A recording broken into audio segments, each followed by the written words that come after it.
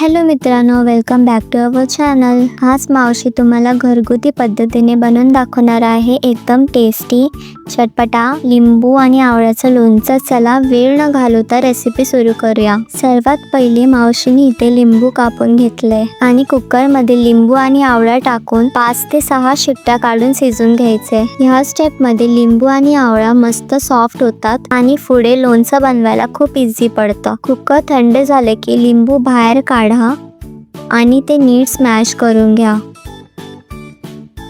एक गोष्ट लक्षात ठेवा, लिंबूचं ज्यूस फेकायचं नाही आहे। दुसरीकडे कढई तापून घ्या। कढई तापल्यानंतर त्यात 3 स्पून तेल घाला। तेल चांगलं गरम झाले की त्यात 1 छोटा स्पून जिरा, हिंग, लाल तिखट घाला। आता स्वीटनेस आणि बॅलन्स साठी गूळ किंवा गुळाचा पावडर घ्यायचा। मावशीने इथे दोन्ही पण यूज केले।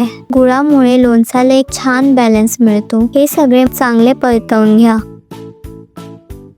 मग थोडं थोडं करून आवळा आणि लिंबूचं पाणी लोणच्यात टाका आणि सोबत मिक्स करा, जेणेकरून लोणचं खाली लागणार नाही। आता छान उकळ काढून घ्या। जसं जसं उकळ येईल तसं कलर डार्क आणि कन्सिस्टन्सी पण थिक होईल। आता त्यात बारीक केलेली वेलची घाला, मस्त फ्लेवर येण्यासाठी एक फायनल टच। आता एक छोटेसे टिप पण शेअर करते। तुम्हाला जर जास्त आंबट आवडत नसेल तर तुम्ही गुळाचा पावडर किंवा गूळ अजून ऍड करू शकता, किंवा एकच तरी घाला, आवळा किंवा लिंबू। तुम्ही ही रेसिपी ट्राय करा आणि कमेंट मध्ये नक्की सांगा। जर तुम्ही चॅनलवर नवीन असाल तर नक्की सबस्क्राइब करून बेल आयकॉनवर क्लिक करा। Thank you for waiting till the end.